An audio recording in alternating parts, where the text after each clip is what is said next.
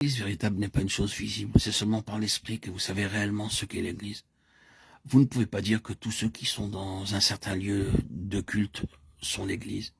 Vous ne pouvez pas dire que les personnes qui professent certaines doctrines et vérités chrétiennes sont l'Église. Elles peuvent l'être, mais elles peuvent aussi ne pas l'être. Mais si vous vous rencontrez dans l'Esprit, et c'est quelque chose d'intangible, vous avez l'Église. L'Église est ainsi, c'est son caractère céleste. Elle aspire vers le haut. Et elle doit du ciel descendre ici-bas en plénitude. C'est ainsi qu'elle se bâtit aujourd'hui. C'est la volonté de Dieu. Qu'il en soit ainsi. Mais mon propos maintenant est le suivant. Le Seigneur doit avoir une représentation de cette nature. Que cela soit par des individus ou par des groupes, les mettant ici ou là pour garder son peuple en contact avec le ciel, pour maintenir les choses célestes toujours en vue. Une des fonctions des Lévites était d'enseigner la parole de Dieu, c'est-à-dire de maintenir le peuple du Seigneur en contact avec la pensée de Dieu. C'est fonctionnel et non pas officiel. Vous ne devez pas vous appeler vous-même Lévite plus que révérend. Ne prenons pas appui sur des titres, mais ce sont les principes. Si ici, sur cette terre, nous gardons les gens en contact avec le ciel, si nous sommes reliés avec les choses célestes, si les gens sont édifiés par notre présence et pas nécessairement par notre prédication, lorsque nous disons « maintenant voyez-vous ceci et cela », ils seront alors édifiés par notre simple présence, par l'incarnation de cette nature céleste, de cette plénitude de la vie céleste. S'ils viennent et s'ils voient la plus pleine pensée de Dieu parce que nous la vivons, nous sommes alors Lévites, sans le titre. C'est ce que le Seigneur doit avoir.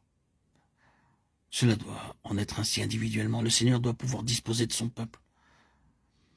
Dans ce même livre, le ciel disposait de ce peuple et des tribus et disait « Vous serez ici, c'est votre place. » Souverainement, le Seigneur disposera de vous et en mettra certains parmi vous en Angleterre, aux États-Unis, en Allemagne, en Hollande. Et quand il dispose de votre vie, vous êtes ici ou là par délégation céleste, pour être un maillon avec le ciel, pour que les choses ne déclinent pas spirituellement au niveau du terrestre. Et cela, bien sûr, s'applique aussi aux églises dans le Nouveau Testament. C'est la divine pensée d'avoir des compagnies composées du peuple du Seigneur, plantées ici et là et partout ailleurs, comme un ministère lévitique corporatif, pour que le ciel soit tout proche et pour garder les choses près du ciel. Oh, que chaque église puisse être comme cela, gardant les choses près du ciel. Pouvez-vous dire que votre situation est trop difficile pour y introduire le ciel? Certes, il y a des situations bien difficiles. Daniel était dans une situation difficile et ses 3 compagnons étaient dans une situation difficile. Mais ils ont introduit le ciel dans leur situation.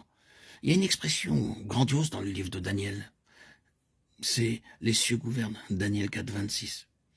Et il le prouvait, le quartier général est dans le ciel. Et il n'est ni à Babylone, ni à Rome, ni à Jérusalem, ou nulle part ailleurs, mais dans le ciel. Que le Seigneur nous aide à vivre dans le ciel et du ciel.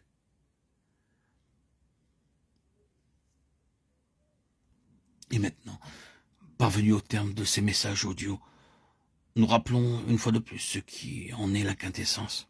Dieu a une finalité qui le satisfera complètement, la plénitude de Christ. Ça signifie que cette plénitude doit être trouvée dans un peuple tiré hors des nations.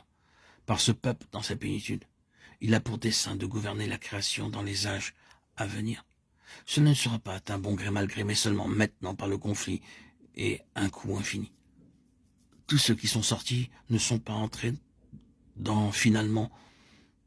Nombreux sont ceux qui n'iront pas jusqu'au bout de cette voie, en remplissant toutes les conditions, en affermissant leur appel et leurs élections.